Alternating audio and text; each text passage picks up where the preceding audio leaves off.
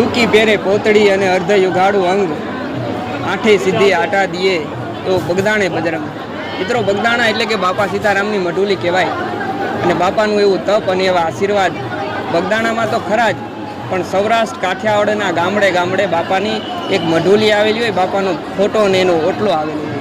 અને કદાચ આજે સૌરાષ્ટ્ર અને કાઠિયાવાડનો જો રોટલો મોટો ગણાતો હોય ને, તો એનું એક કારણ એ પણ છે કે સૌરાષ્ટ્ર કાઠિયાવાડને આવા સંતોના આશીર્વાદ મળેલા છે કે જ્યાં દિવસમાં 3 વાર હરિહરના નાદ થતા હોય. અને બાપાની રામરોટીની તો શું વાત કરું કે એક દિવસમાં 25,000 થી 30,000 માણસો એનું પ્રસાદી લેતા હોય. અને જ્યારે ગુરુ પૂર્ણિમા જેવો તહેવાર હોય, ઉત્સવ હોય, ત્યારે 2 થી 2.5 લાખ માણસો એની પ્રસાદી લેતા હોય, રામરોટી લેતા હોય.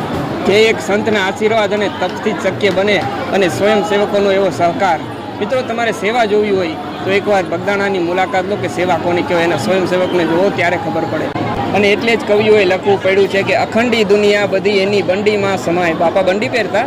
અખંડી દુનિયા બધી એની બંડીમાં સમાય, પણ ગુણલા ગણ્યા ના જાય બાપા બજરંગ દાસના, ગુણલા ગણ્યા ના જાય બાપા બજરંગ દાસના. સીતારામ.